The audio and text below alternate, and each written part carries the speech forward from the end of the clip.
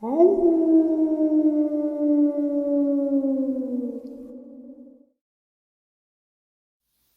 greetings and salutations, everyone. I hope everyone is still doing well. This is part 2 of part 1's second half upload. Brad continues to share more information. This is the update. Before we get into it, a couple links. As you know, I rely on Patreon, PayPal, channel membership, and the merch to help the channel to continue to grow and go. Links to Patreon, PayPal, and channel membership are in the description below. Merch is displayed directly under the video. Also, Dogman Frightening Encounters, Volume 1 through 3, the audiobook versions. They were written and researched by Tom Lyons, narrated and produced by me, Jeff Nadolny. Those audiobooks are available on Audible, Amazon, and iTunes, links to which are also in the description as well. And finally, last but definitely not least, if you'd really like to help support this channel to continue to grow and go, simply subscribe. It does not cost you a cent. Click that like button, it takes half a second. If you don't want to miss out on any of the informative uploads I put out daily, click that bell icon, and folks, please leave a comment. Why? Well, because all of these things, they really do help this channel to continue to grow and go, and yes, folks, they definitely do matter. Now, everyone, I have taken far too much of your time. Let's jump into this bonus, shall we? To the same area where I had had my experience with Kevin. I'd gone 2 times previously. Nothing happened. I did have those first 2 times, I did have some strange sounds. Did hear like it was well over a mile away, so I can't be sure. And this is only speculation on my part, but it sure sounded like a wolf. On the second trip, I think I mentioned that to you. Yeah. Very, very disturbing. Now, I wasn't really worried because I could tell that the howl, if you want to call it that, was quite a ways away, like a mile away. So I really didn't get panicky. But there was another time on that second trip where everything got still. Okay. And it was that really where you just keep your head's on a swivel and you keep looking around because you think something's going to sneak up on you. Nothing ever did.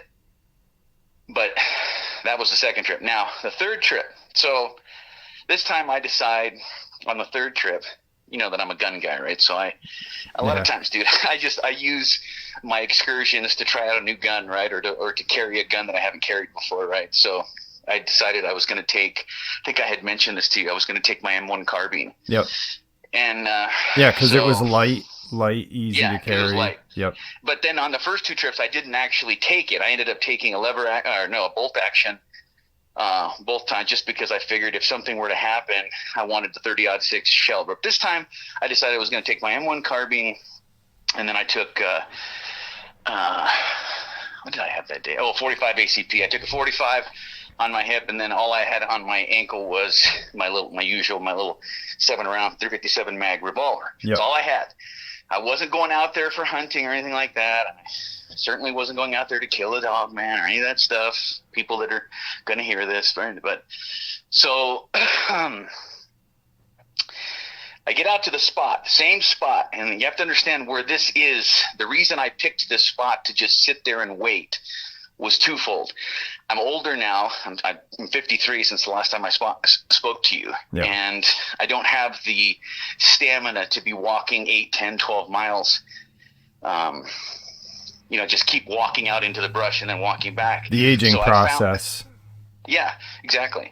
So I decided that before I even went up on the first time, I was going to find some water.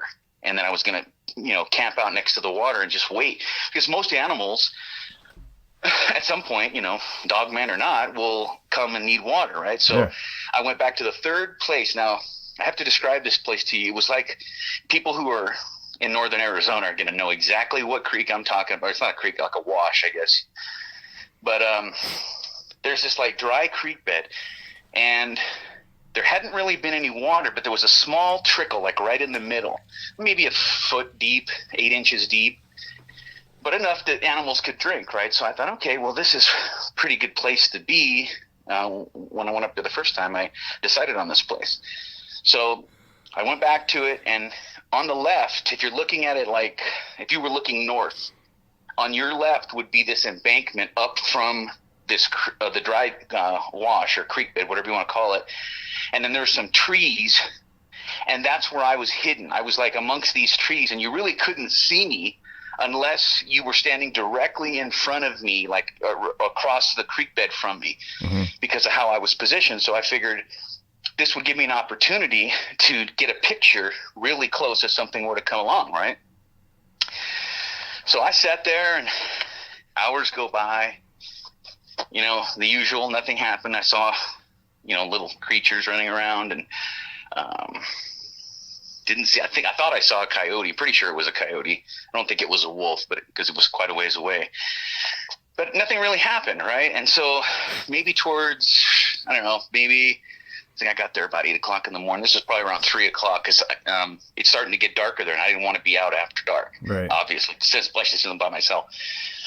So I had made the plan that I was going to leave at 5 no matter what, because it was going to take me roughly an hour to get back to my car. Roughly, maybe a little less. So I was planning, and it was getting dark at 6:30, so I didn't want any chance of getting caught out there alone, so I figured I was going to leave at 5 o'clock. About 3:30, 3:45, I noticed that it got silent again, and there was really no explanation for it, because right before, birds had been chirping. I saw some lizards down on the rocks in the creek bed. I mean, it was just a normal thing, and then all of a sudden, everything stopped. It was just almost like time stopped. And so I knew that there had to be some sort of a predator, right? So instead of course, because I'm not there to kill it, I'm there to get a picture. So I get my camera up. By the way, I've got one of those Nikon P900s. Nice. And so I've got my camera right there, and I'm focused. I'm looking back and forth. I'm kind of going back and forth between my camera and my binoculars. And maybe about 5 minutes after all of this started, where there was just nothing, right? In the distance, I see what looked like. Now, I don't know what they were, because even with binoculars, that's how far they were. I really couldn't make out what it was, other than these were like these, they were obviously animals with fur, and they were walking on all fours. But could that have been a black bear? Could it have been? I couldn't tell. That's how far they were. Anybody who knows anything about binoculars will tell you, we get to a certain point, you really can't make things out. It starts getting blurry. Yeah. That's how far out these animals were. And as I'm watching them, right, I just intently trying to figure out if they weren't. But here's what the funny thing was, dude. I brought my binoculars down just for maybe 2 seconds to scratch my eye, and when I went back up, they were gone. Literally, there was like probably 3 or maybe even 4 of whatever this was, and I looked right in the same spot, and they were gone. Now, you could make the argument that they just darted and something spooked them and they bolted real quick, I guess, but it didn't appear that way to me. Whatever they were on the ground. They were looking on the ground or sniffing the ground, whatever it was. And had you walked that way before during the day? Had you walked? No. Okay. No, I didn't do any walking. I did the walking to get to the spot, but right. Once I was there, I just camped out. Okay. Thinking that sooner or later, at some point, they'd come to that wash. Yeah, I was just wondering if you had walked through that area to get to where you were. Maybe it was on the far. It was on the away from me, not coming back the way I would go to. It was way out. They had to have been, because I couldn't even see them with binoculars, and I couldn't make out what it was. Right. I mean, it had to have been at least a couple of miles away. Okay, so you're just seeing movement and specks at that point. Yeah. Right. Yeah. And there was like black flashes, and I'm really trying to focus. The people who use binoculars and I don't know what I'm talking about. There comes a point when you're looking out where you just can't make it out anymore, even with binoculars. Mm-hmm. And so that happened, and I remember thinking to myself at the moment, I'm like, what the hell did they go? All of them? I mean, weird, right? Yeah. But that's not the strangest thing that happened. So end of the day comes. Again, I don't see any dogmen, nothing, not even wolves or anything like that. So I was thinking of you, and I was like, well, I guess I'm not going to get a picture, because that was the intent of this, right? So here's what gets weird, dude. I'm walking out. Took me about 45 minutes, I'd say, to get back to my car. You can park along this, I don't even know what the highway number was. It's 80 something, I think. Yeah, 89, maybe 87, something like that. But when you go up this highway, you can just park on on the side of the road. And when I got back to my car, it was starting to get I wouldn't say dark, but you could tell that it was late in the day.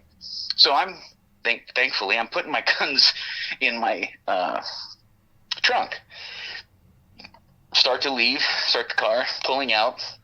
I make a U-turn because I'm going to go back the way that I came to get home. It's about an hour from me, maybe an hour and 20 minutes, something like that, to my house.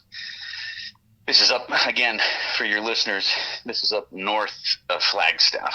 Okay. East of the 87 or the 89, whatever that highway was. And just really quick, Arizona, just so I can, Arizona is not just all desert. Arizona has a lot of habitat to it. There's like forest, Everybody thinks Arizona is all like Phoenix. Yeah. I'm from Southern California, and I used to think that too until you start living here. I live in central Arizona, and Flagstaff is what's called northern Arizona, and it is at times and in places it's as forested as Washington or Canada. Mm-hmm. Yep. So to people who would say, oh, well, you're out in the desert and you saw a Dogman. No. I'm up in the northern part of Arizona, first and foremost, for people east of whatever highway this is. The people who are up here will know exactly what I'm talking about. So I know people who don't, it's just, trust me, it's up above Flagstaff and east of it. Yeah. So after I make the U-turn, I'm sorry, brother, did I answer your question? Yeah, no, we just, okay. Yep. Okay. So I make the U-turn and I drive. I couldn't have been more than a mile and a half or two. And I look behind me. Oh, this is just more evidence, right? I look behind me and I see this black SUV. And I thought to myself, now this is not, you and I talked about this once before, the, what is it called? That Department of Inland Interior or something, or, Department of... you mentioned it once, and I saw the reason I say this is because you mentioned it once to me, and then I saw one of their vehicles. It was like it's not Department of Homeland, it's like Department of Interior. Interior, yeah. Something like that, but their job is to, manage game, manage the forest, all that stuff. Yeah, DNR. DNR? Yeah, DNR, that's it. Yep. That's it. And they have white SUVs, and you can see their lights are on the outside on top. Yeah. Okay, this wasn't that. This was a dark SUV that looked just like when you see, when they have our idiot in chief, when they take our idiot in chief somewhere, how they have him in a dark SUV, right? Yep. With the windows that are tinted and stuff. Yeah. That's what this was. Suburban, right? Suburban, blacked out Suburban kind of. Yes. Yeah. Yes. But the only difference is that it had on the inside, now I know you've seen this, but on the inside were the lights, the flashing lights. Okay. Not on the outside on the top, on the inside up at the top of the windshield. Yeah. Yep. Okay. So to describe it, so I know some of you people who are listening to this know exactly what vehicles I'm talking about. These are not Ranger vehicles. So to get back to my story, I'm looking as it's behind me, right? And it's way back there. I'd say maybe a mile behind me. So I didn't really think anything about it, right? And I'm still driving up where the forests are, and I need to go another 2 miles, maybe 3, and here comes this vehicle's getting closer and closer and closer, right? Yeah. And I'm thinking, okay, obviously this is going to, turn into something where I should probably just pull over and pass because he's starting to bear down on me. Right. And I'm one of those guys, being from Southern California, that doesn't really bother me. People want to pass. I know how people, instead of getting angry, I just pull over and let them go. Right. But because I'm like that sometimes, right? I get road rage. Yeah. But natural. as he got up close to me, I could see that there were 2 people in the car. Okay. This is a very strange occurrence, dude. It's not as strange as the angel, but this is another thing that makes you go, like the song, right? Yeah. So when they got up within maybe 30 feet of my bumper, I rolled down my window, and I had indicated that I was just going to pull over. I stuck my hand out, and I used my thumb, and I pointed to the left, right? And so I got over and then started waving them to pass me. Yeah. Right?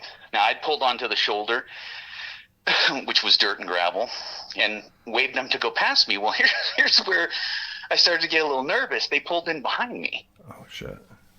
And so I'm thinking to myself, and right as he had pulled in, he turns on these lights. He did not have them on when they were behind me. Okay. But when I pulled over, right as I was getting over, he turned on these red, white, and blue blinking lights. Right? And so then I realized, okay, this is some sort of a government. You know, had no idea, right? Yeah. So I'm looking in my rearview mirror, and I'm thinking to myself, of course, naturally, what's going through my mind, even though we live in a free state in Arizona, I'm like, where's my guns? You're like, my firearms, yeah. They're all in my trunk, and they're all holstered, and I had done what you're supposed to do, right? So I'm looking in my rearview mirror, and for about 3 minutes, dude, of quite a long time, neither one of them got out of my car or got out of the car. So I'm watching them, and I switch to the rearview mirror. I'm watching, and I'm watching, and I'm watching. They're just sitting there. And I'm thinking, okay, they're either running my license to see who I am, or they're deciding what they're going to do. But I'm starting to get nervous because something doesn't feel right, dude. Yeah. Just didn't feel like this was some sort of a regular cop pulling me over. Hey, what kind of guns you can? That's not what this was. Right. So I'm sitting there. Finally, dude, about 5 minutes into it, I put my head in the back. I leaned behind. I leaned out of the car and looked back, and I put my hand up as if to say, dude, what the fuck? What are we doing? Right? Are you going to talk to me or what? And as soon as I did that, the driver got out of the car, and a couple seconds later, the passenger got out of the car, and he comes up I'm looking, and he's coming up on my passenger side. I'm alone, dude, totally alone. Yeah. And I noticed they're wearing suits. Oh man, you're thinking government statistic now. I'm thinking to myself, well, that was, yes. First thing I'm thinking to myself is, okay, clearly these are not Rangers. Yeah. Clearly this is not their area of operation. Why are they pulling me over? I hadn't even fired my gun. I hadn't fired anything. Right. Right? So there was no noise that could have been tracked, nothing. Guy comes up to me. He says, can you step out of the car, please? I said, I need to see some identification. Who are you? Why are you, you know, I'm kind of stammering because I'm angry, but I don't want to get too angry because I don't want to get killed, right? Right. So I'm like, what is this? He goes, would you please step out of the car? So rather than to have that mano-a-mano moment where I say, fuck you, I'm not getting out of the car. I got out of the car. Right. I'm about an inch taller than him, maybe 2, right? White guy. His partner I think he was Mexican, being that I'm from Southern California. I'm pretty sure he was Mexican, but Hispanic of some sort. And so I got out of the car, and I said, officer? And he goes, I'm not an officer. I said, well, who are you? What are you pulling me over for? I've done nothing wrong. And he goes, can you step to the back of the car, please? And he's being polite like this, not. He's being fairly polite, but also very authoritative. Yeah. Okay. Let's put it this way: he was being authoritatively polite. Okay. Telling me what to do, but not cussing at me or anything. Right. So we get back to the back of the car, and I looked at the other guy and I said, guys, you're making me a little nervous here. I said, I don't really know what you're stopping me for. Yeah. He goes, just hang on a second. The Mexican guy said that. Hang on a second. So he goes, then the other guy, the white guy, comes over and he goes, are you armed? I said, not on me. And he goes, okay. He goes, and I said something, and he goes, you're sure you're not armed? And I said, no, you want to check me, dude? I'm not armed. He didn't, but he kind of relaxed at that point. And I said, guys, I said, if I've done something wrong, can you just tell me what I've done? Right. Because I'm really nervous. I'm out here with 2 guys with guns. I'm not armed. I don't know what organization you represent. Yeah. He goes, his exact words, that's not really important. Okay. So at this point, dude, I'm looking at him, and got to be honest with you, dude, as tough of a guy as I consider myself to be, I was in a bad way, dude, because here I am standing with 2 armed men. I'm unarmed. We're out in the middle of nowhere. There are no cars, left or right. Yeah. Nothing's coming. So if they wanted to kill me and bury me, they could have. Yeah. Exactly. So I realized that, and my tone changed, and I became nice Brad again. You know, I said, guys, really, I said, so then he cuts me off, and he says, the white guy does. And I'm trying to remember this word for word so you and your audience can picture this. I've always tried to do that when I tell these stories, right? So he says, "What were you doing up here?" And I put up my hands and I said, "Wait a minute, guys." I said, "I'll answer any of your questions. I have no problem. Wasn't doing anything illegal or wrong." I said, "But I got to know, where are you guys from?" Right. And the guy goes, "We're from the government." And I said, I started laughing. I said, "Dude, you think I'm fucking stupid?" I said, "I know you're from the government. What?" And then the Mexican guy started grilling me with these questions, and they never answered where they were from. He started saying, "Well, what are you doing up here? Did you bring guns with you?" I said, "Guys, you already know that I have 3 guns. I said, let's stop with I started losing my temper again. I said, let's stop with the fucking games. You guys know I have 3 guns in my trunk." And the Mexican guy says, "But none on you." And I said, I said, "Look, search me."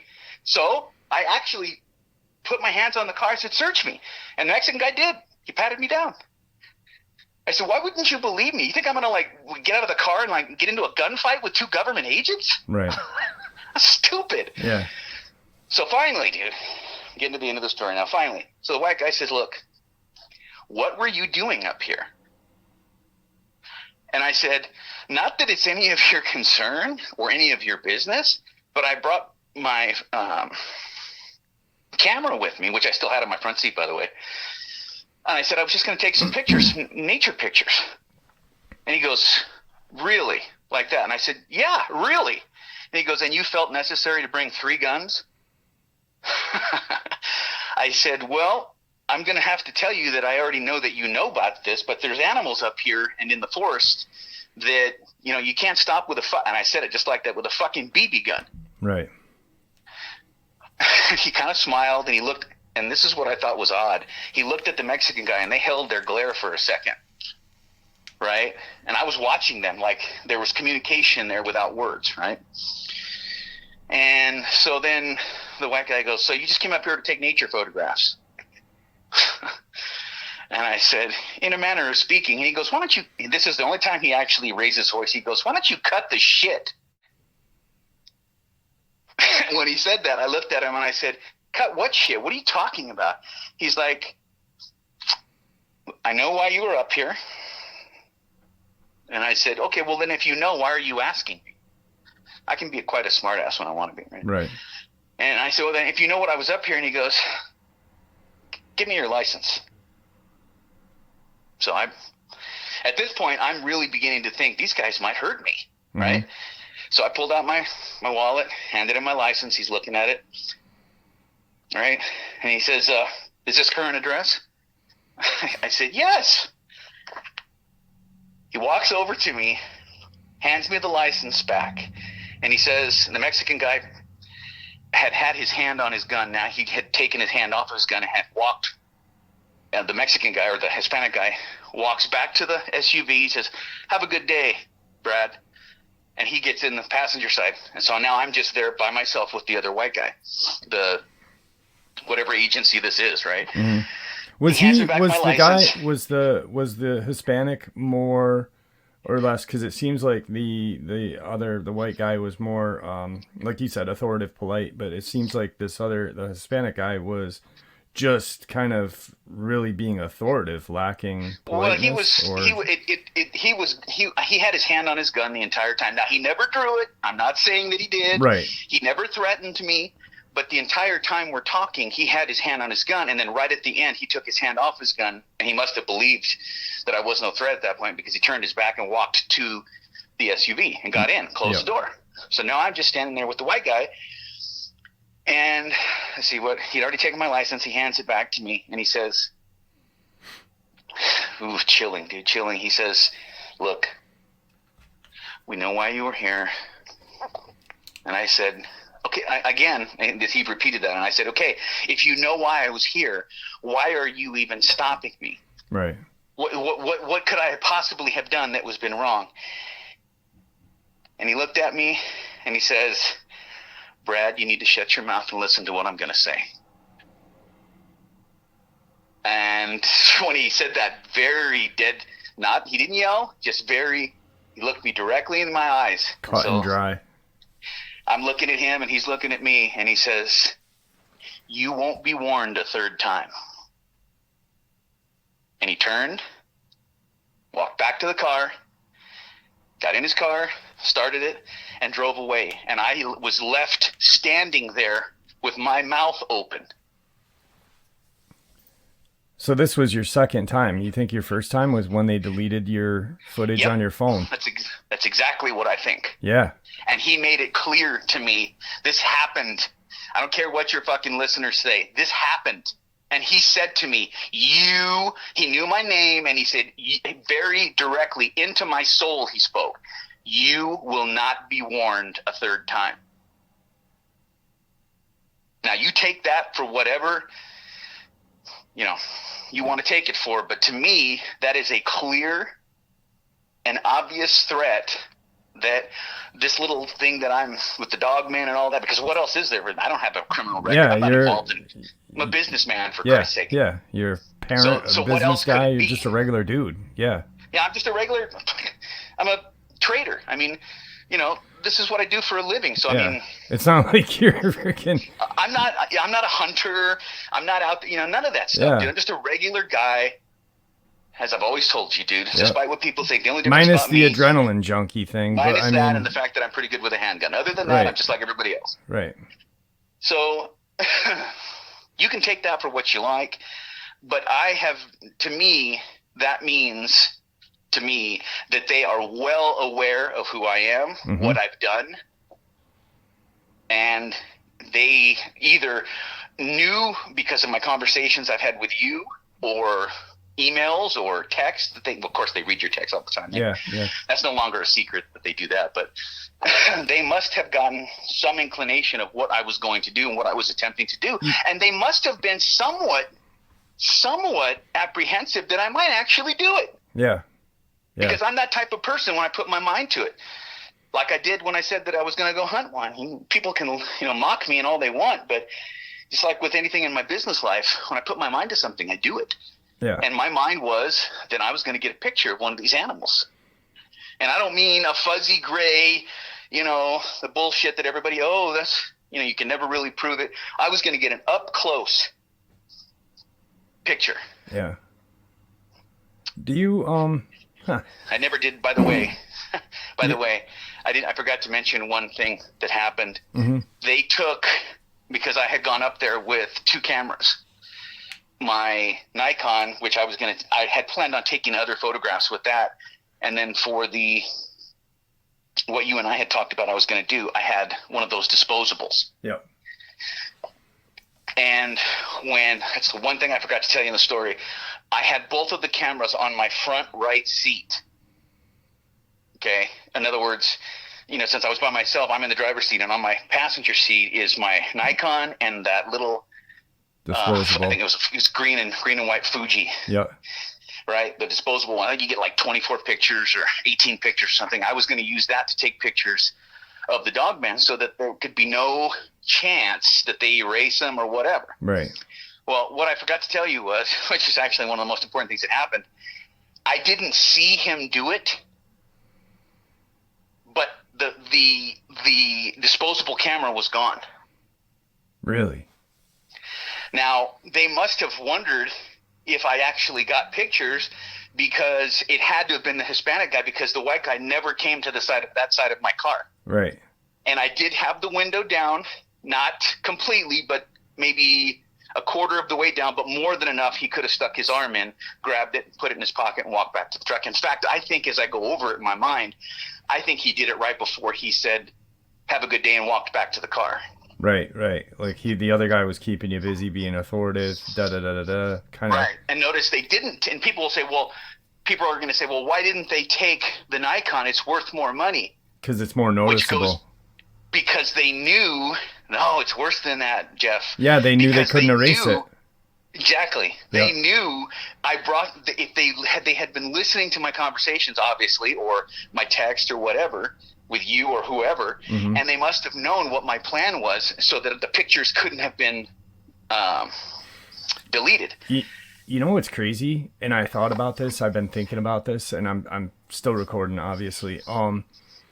Because this kind of goes along with what you just said. All right. Remember a while ago, after I had you on, and I had made kind of like an update Oh prior yeah, to me yeah. even talking to you, and I had said I had seen a Reddit post, and it Right. said, "Hey, this is Brad. You guys may know me from Vic's show, da da da." And I was like, "Why didn't he mention my show?"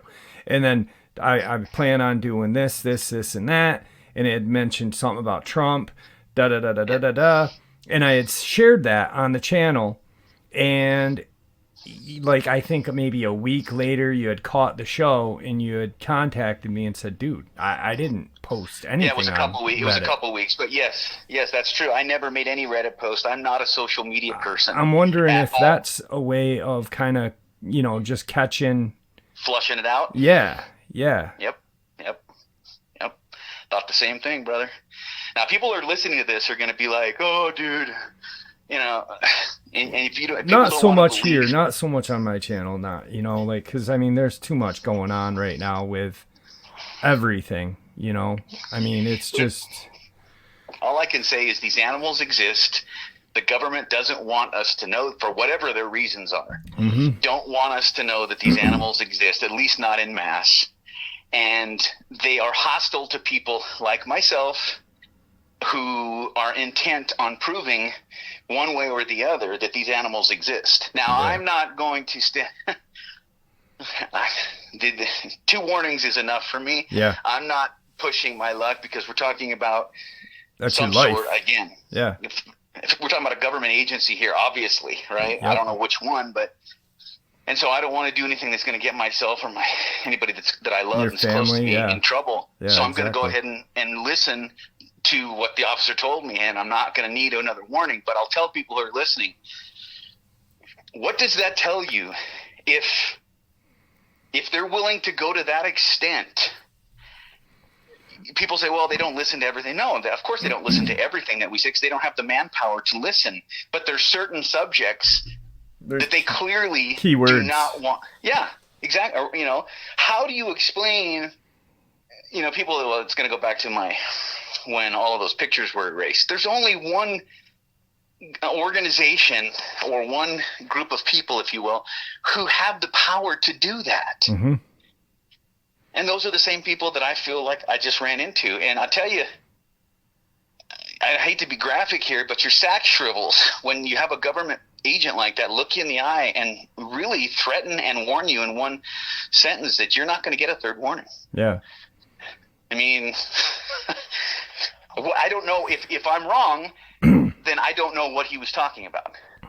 It's pretty clear. It's Yeah. definitely clear. I mean, obviously they knew you had firearms with you. I mean, you had told them that you had 3, but they knew you had some on you. They knew Yep. you stay armed. The strange thing is like how much traffic was on that road when you left? That's what's so weird, dude. Well, it's not that weird. It's possible. It was just, this all happened in about I don't know, the entire stop was maybe 10, 12 minutes. Right. So it's No, but I'm It's saying possible. like when you were leaving, was there traffic going by? I mean, No. they had to be somewhere to catch up to you to know you were leaving. I believe, this is my opinion, okay? Mm-hmm. This is my opinion. I can't prove this, but I'm a very logical person. Pinging I'm a your linear phone, thinker. maybe seeing where you were via your phone. Yes, I think they used the GPS. I think they knew, based on my communication with you, what I was going to attempt to do. Well, if not you, with the only other person I talk about this, which was just my buddy. Yeah, because you had told me the exact, pretty much day you were going. You were like, "I'm going this day, this weekend, and I'm gonna have, And you told me what you were bringing with you, and Yep. So. Huh. And I went on that day. I mean, well, those 3 days actually. The 15th. This happened on October 15th, and the only reason I remember that so clearly is because I specifically told you that was the day I was going to go. Yeah. You were on your way to some haunted thing. I was going right. I was going out to Conjuring thing or something. house. Yeah. Yeah. Well, that's when it happened, and I can only deduce that how they knew. Well, they came from nowhere, dude. When I got in my car and made the U-turn I was parked on the right shoulder, Mm-hmm. and when I got in my car, I had to swing a U-turn to go back the way that I came to go home, and it was within maybe 2 minutes from the time that I pulled out that I noticed the car behind me. So and there was really, when you go up that way, I don't think there's any town or anything anywhere close to that. Mm-hmm. So to your point, they must have been waiting maybe a mile or two up the road for me to come, get in my car, and leave. I mean, how else can you explain that? Are you going to tell me that it was just a coincidence that they were just driving along on a road up by Flagstaff? Two government agents dressed in suits? Yeah. And know your name, know you, know the third, this is the second time, you're not going to get a third. It was obviously pre-planned, pre-arranged. They had... This was, in my opinion, this was a way to intimidate me into not pursuing. And maybe other people have been intimidated, but they must know about me because of my life and who I am, that I'm not somebody that's just going to talk about it and go, oh, yeah. And then it's all bullshit, Right. Oh, I'm having, they must know that this is a guy that's going to try to do it. All right, folks, that will be the last interview Brad probably ever does. I know we were scheduled to do one a while back, about 2 months ago. Something happened. Something really startled him. Startled wouldn't be the right word to use. I guess shook him real badly. And he pulled out of the interview. And I can't blame him. I really can't.